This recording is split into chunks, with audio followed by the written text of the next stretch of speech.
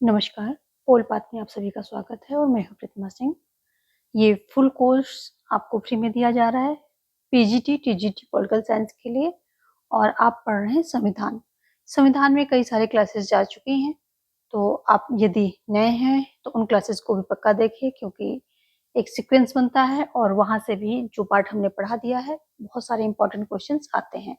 साथ में आप चैनल पे विजिट करके प्लेलिस्ट चेकआउट करें, जिससे कि आपको प्रैक्टिस करने के लिए प्रैक्टिस प्लेलिस्ट मिल जाए और आप प्रैक्टिस कर सकें। तो यदि आप मेहनत करने वाले हैं तो आपको ₹1 भी खर्च करने की ज़रूरत नहीं है। आप यहाँ से पॉलिटिकल साइंस की प्रिपरेशन विदाउट एनी कॉस्ट कर सकते हैं। चलिए, अब देखेंगे आज हम संविधान में क्या पढ़ रहे हैं, संविधान के भाग एवं अनुच्छेद। लेकिन उससे पहले पिछली क्लास में मैंने आपको एक क्वेश्चन दिया था कि संघ के संचित निधि पर भारित व्यय का किस अनुच्छेद में प्रावधान किया गया है? तो ये किया गया है अनुच्छेद 112। आंसर है आपका अनुच्छेद 112।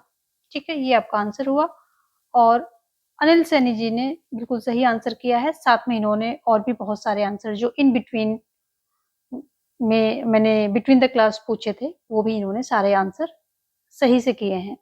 आप सभी आंसर करने की कोशिश करें, इससे फिक्सेशन होता है, चीजें लॉन्ग टाइम तक लर्न रहती हैं और अपना भी नॉलेज शेयर कर सकते हैं ताकि आपका फिक्सेशन हो, साथ में दूसरे जो व्यूअर्स हैं वो पढ़ें कमेंट्स, तो उनका भी नॉलेज बढ़े।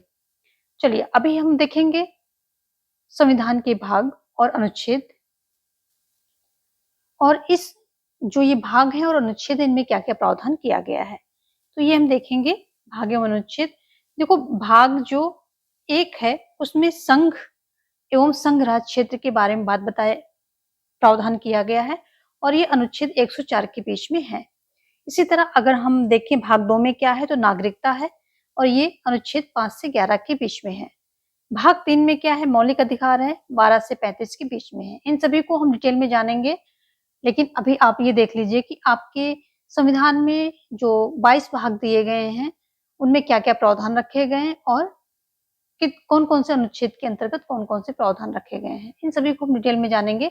जो इम्पोर्टेंट है वो यहाँ पे मैं बताऊँगी और आगे इनको एक्सप्लेन करूँगी। भाग 4 में क्या है, नीति निर्देशक, राज्य के नीति निर्देशक तत्व रखे गए हैं जो 36 से 51 है। अनुच्छेद यहाँ पर इसका प्रावधान है और 4A जो भाग 4A है, ये मूल कर्तव्य इसमें डाले गए हैं और ये 51A में है। अब आप हमें बताइए कि जो भाग 4 है आपका, भाग 4A, ये किस संविधान संशोधन के द्वारा जोड़ा गया है? क्वेश्चन सीधा आता है, ये किस संविधान संशोधन के द्वारा जोड़ा गया है? ठीक है, भाग 4A और भाग 14A किस संविधान संशोधन के द्वारा जोड़े गए हैं? अब हम देखेंगे अपना भाग 5। भाग 5 में क्या है आपका, संघ आ जाता है। संघ में क्या है, राष्ट्रपति है, उपराष्ट्रपति है, केंद्रीय मंत्रिपरिषद है, महान्यायवादी आ जाएंगे और एससी यानी कि सुप्रीम कोर्ट आ जाएगा और कैग यानी कि नियंत्रक एवं महालेखा परीक्षक आ जाएगा। तो ये इतने सारे संघ के अंतर्गत आ जाएंगे। इनका प्रावधान 52 से 151 के अंतर्गत जो अनुच्छेद है, इन्हीं अनुच्छेदों के अंतर्गत किया गया है। अब देख लीजिए जो ये आपके 5 प्रावधान है, 5 भाग हैं, ये वेरी इंपॉर्टेंट हैं। बहुत ही ये पांचों क्या है, वेरी इंपॉर्टेंट है। यहाँ से इतने ज्यादा क्वेश्चन आते हैं कि इतने तो और किसी संविधान का जो है ज्यादातर पार्ट यहीं से कवर होता है। बाकी के कुछ और प्रावधान हैं जो 2-4 भाग हैं जो कि इम्पोर्टेंट है, बट ये कंटिन्यूटी में देखिए 1 से लेके 5 तक वेरी इंपॉर्टेंट भाग आपके हैं। तो इनके अनुच्छेद आपको लर्न होने चाहिए, किस भाग में क्या है वो लर्न होना चाहिए और इसके अंतर्गत क्या-क्या चीजें हैं जो मेन पॉइंट है वो भी आपको पता होना चाहिए। जो इम्पोर्टेंट है वो मैं बताऊंगी आगे क्लास में। जब इसके बारे में डिटेल में बताऊंगी तो आपको सारा इम्पोर्टेंट मटेरियल मिलेगा। चलिए, यहाँ टू द पॉइंट चल रही है। आपको हमें ज्ञानी नहीं बनाना है, आपको हमें सिलेक्शन दिलाना है, उस हिसाब से ये क्लासेस चल रही हैं। आगे देखेंगे भाग, ठीक है, सब कुछ सारा कुछ इम्पोर्टेंट नहीं है, लेकिन आप क्योंकि पॉलिटिकल साइंस पढ़ रहे हैं तो आपको सारे भाग पता होने चाहिए। भाग 6 में क्या होता है कि इसके अंतर्गत राज्य आ जाता है। राज्य में क्या आ जाएगा, राज्यपाल, राज्य मंत्रिपरिषद, महाधिवक्ता और क्या है, विधान परिषदें आ जाएंगी सारी, ठीक है, और हाई कोर्ट आ जाएगा। इसका प्रावधान कहाँ है, 152 से लेकर के 237 के बीच में इसका प्रावधान किया गया है। फिर आ जाते हैं अपनी सातवें भाग पर, जो संविधान का भाग 7 है। ये प्रथम अनुसूची के भाग खा के राज्य इसके अंतर्गत आते हैं। 238 में जो है इसका प्रावधान किया गया है। लेकिन ध्यान देने वाली बात है कि 7वें संशोधन जो 1956 में हुआ था, उसके द्वारा इसको निरसित कर दिया गया, ठीक है। 7वां संशोधन 1956 में 1956 का जो 7वां संशोधन था, उसके द्वारा इसको निरसित कर दिया गया है, ठीक है, ये ध्यान रखेंगे आप। अब हम आ जाते हैं अपने 8वें भाग में। इसमें केंद्र शासित प्रदेश, संघ राज्य सेवा, इन सभी का प्रावधान किया गया है, जो कि अनुच्छेद 238 से 242 के बीच में किया गया है, ठीक है। अब हम देखेंगे 9 में आ जाती हैं आपकी पंचायतें, ठीक है, 243 से 243 ओ तक इसका है। फिर 9A में आ जाता है आपका नगर पालिकाएं, जो कि 243P से लेकर 243ZG तक हैं। ये दोनों ही इंपॉर्टेंट है। अगेन यहाँ पे हमने डाल रखा है, तो ये दोनों आपकी इंपॉर्टेंट है, दोनों ही भाग। अब आ जाते हैं हम 9B पर। सहकारी समितियां हैं, जो कि 243ZH से लेकर के 243ZT तक इनका प्रावधान, इन अनुच्छेद के अंतर्गत इनका प्रावधान किया गया है। फिर जो 10 भाग हैं, भाग 10वां है, ये आपका अनुसूचित जाति और जो अनुसूचित जनजाति क्षेत्र हैं, इनके बारे में इसमें प्रावधान किया गया है। और ये 244 से लेकर के 244A तक इनका प्रावधान मिलता है आपको आपके संविधान में, ठीक है। अनुसूचित जाति तथा जनजाति क्षेत्र 244 से 244A तक इनका प्रावधान मिलेगा।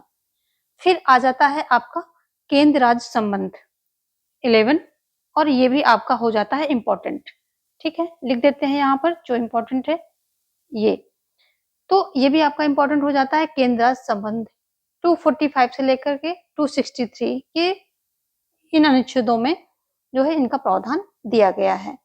12 आ जाता है आपका वित्त आयोग, ये भी आपका इंपॉर्टेंट ही है, वित्त आयोग, क्योंकि वित्त आयोग से क्वेश्चन आते हैं, लेकिन बहुत ज्यादा नहीं आते हैं। संपत्ति, संविदा और वाद, ये सब तो इनकी इंपॉर्टेंट चीजें हम देख लेंगे जब क्लास आगे लेंगे डिटेल में, तो देख लेंगे। अभी आप मोटा मोटा ये जानिए कि आपके संविधान में 22 भाग कौन से हैं, उनके अंतर्गत क्या दिया गया है। केंद्र राज्य संबंध हो गया आपका वित्त आयोग, संपत्ति, संविदा और वाद, ये सभी 264 से लेकर के 300A तक रखे गए हैं। तो 300A के अंतर्गत आपका जो संपत्ति का अधिकार था, वो एक विधिक अधिकार बना दिया गया है, और 300A के अंतर्गत रख दिया गया, जो कि पहले एक मौलिक अधिकार था। अब आ जाते हैं भाग नंबर 13 पर। राज्य क्षेत्र के व्यापार, वाणिज्य और जो अबाध व्यापार, वाणिज्य और इनका समागम है, इस सब के बारे में इसमें प्रावधान किया गया है। 301 से लेकर के 307 तक अनुच्छेद में दिया गया है। भाग 14 में आ जाते हैं केंद्र व राज्य के अधीन सेवाएं। जो केंद्र व राज्य के अधीन सेवाएं हैं, जैसे कि अखिल भारतीय सेवाएं, लोक सेवा, संघ लोक सेवा, राज्य लोक सेवा, ये सभी सेवाएं आ जाती हैं। तो 308 से लेकर के 308 से लेकर के 323 तक भाग 14 में ये सभी सेवाएं दी गई हैं, ठीक है, केंद्र व राज्य के अधीन जो सेवाएं हैं। 14A में आ जाते हैं। 14A ये भी किसी संविधान संशोधन के द्वारा ये भाग जोड़ा गया है। आप हमें इसका आंसर कमेंट सेक्शन में बताइए। तो जो 14A है, इसमें अधिकरण और ट्रिब्यूनल, इनके बारे में प्रावधान किया गया है, जो कि 323A से लेकर के 323B के अंतर्गत दिए गए हैं। 15 आ जाते हैं निर्वाचन आयोग या चुनाव आयोग, ये 324 से लेकर के 329 के बीच दिया गया है। इंपॉर्टेंट है, यहाँ से भी बहुत सारे क्वेश्चन आपके आते हैं। तो जो बहुत इंपॉर्टेंट है वो हमने लिख दिए हैं, बाकी इसके जो कम इंपॉर्टेंट है, लेकिन उनके अंतर्गत कुछ अनुच्छेद हैं जो इंपॉर्टेंट है, वो आगे क्लास में हम उनकी चर्चा करेंगे। 16 देख लेते हैं। कुछ वर्गों के संबंध में विशेष प्रावधान किए गए हैं, ठीक है। तो ये 330 से लेकर के 342A तक इनका प्रावधान किया गया है। 17 जो राजभाषा है, देखो राजभाषा भी आपकी इम्पोर्टेंट ही हो जाती है, लेकिन इसमें कुछ अनुच्छेद हैं वो इम्पोर्टेंट हैं, सारे नहीं हैं। तो राजभाषा में 243 से 351 तक राजभाषा के बारे में जो है कुछ अनुच्छेद, कुछ प्रावधान किए गए हैं, वो यहाँ पर दिए गए हैं 243 से 351 तक। फिर आ जाते हैं आपात उपबंध, ये भी आपका इम्पोर्टेंट है क्योंकि यहाँ से आपके क्वेश्चन आते हैं, तो ये आपका इम्पोर्टेंट हो जाता है। ठीक है, आपात उपबंध 352 से लेकर के 360 के बीच में है। इसमें जो है राष्ट्रीय आपात आ जाता है, वित्तीय आपात आ जाता है और राष्ट्र प्रशासन, ये सभी आ जाते हैं। अब बताएंगे आप हमें कि वित्तीय आपात हमारे देश में कितनी बार लगा है। क्वेश्चन है आपका कि वित्तीय आपात भारत में कितनी बार लागू किया गया है, कितनी बार इसको लगाया गया है। आ जाते हैं 19 पर। भाग 19 क्या कहता है, इसमें प्रकीर्ण यानी कि मिसलेनियस जो विषय हैं इनको डाला गया है। 361 से लेकर के 367 के बीच में इनका प्रावधान किया गया है। भाग 20 में आ जाते हैं, इसमें संविधान संशोधन का प्रावधान रखा गया है। 368 अनुच्छेद आप सभी को पता होगा। 368 अनुच्छेद में संविधान संशोधन का प्रावधान और भाग 20 के अंतर्गत आता है। तो ये भी आपका वेरी वेरी इंपॉर्टेंट है। इसमें भाग भी पूछ लेता है और अनुच्छेद भी पूछता है, सारा कुछ। फिर 21 पर आ जाते हैं, जो भाग 21 है संविधान का। इसमें प्रावधान क्या किया गया है कि अस्थायी, संक्रमणकालीन और विशेष उपबंध, इन सब का जो है प्रावधान यहाँ पर है। और मेनली ये JNK के बारे में आप देख सकते हैं, ठीक है। और ये 369 से लेकर 392 के बीच में ये अनुच्छेदों में रखा गया है। भाग 22 देखेंगे। भाग 22 क्या कहता है, इसमें संक्षिप्त नाम और प्राधिकृत पाठ और निरसन, इन सभी के बारे में बताया गया है। 393 से लेकर के 395 के बीच में ये अनुच्छेदों में इनका प्रावधान दिया गया है। तो ये आपके हो गए भाग 22, जो आपके अनुच्छेद में 22 भाग हैं वो सभी हो गए। लेकिन ध्यान देने वाली बात यह है कि इसके बीच में से भी कुछ भाग निरसित किए गए, कुछ भाग जोड़े गए हैं और गणना की दृष्टि से अलग भाग अलग हैं और जो मूल संविधान के जो मूल भाग हैं वो अलग हैं। तो इनके बारे में आपको नॉलेज होनी चाहिए। जैसे कि सीधे-सीधे पूछ लेता है कि कौन सा भाग किस संविधान संशोधन के द्वारा जोड़ा गया, और कभी-कभी पूछ लेता है कि निरसन कौन से भाग निरसित किए गए हैं। तो निरसित वाले कम पूछता है, पूछता ज्यादा है कि कौन-कौन से जोड़े गए हैं। तो चलिए थोड़ा सा नोट्स देख लेते हैं। जो नोट है इंपॉर्टेंट चीज है।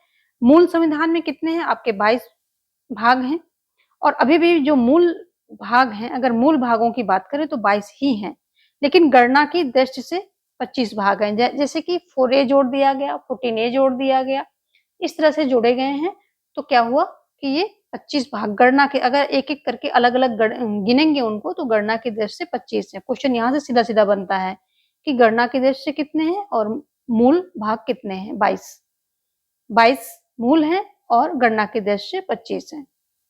अगला है जो भाग 7 है संविधान का, भाग 7 और भाग 9 को निकाला गया है, निश्चित किया गया है, ठीक है।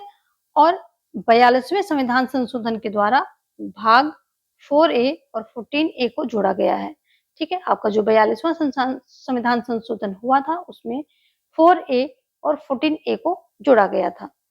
73rd जो संविधान संशोधन था और 74th संविधान संशोधन द्वारा क्या जोड़ा गया, क्रमशः भाग 9 और भाग 9A जोड़ा गया। भाग 9 में पंचायतें हैं आपकी 73, और भाग 74 संविधान संशोधन हुआ था उसमें भाग जो है 9A जोड़ा, और क्या है उसमें नगर पालिका का प्रावधान किया गया है।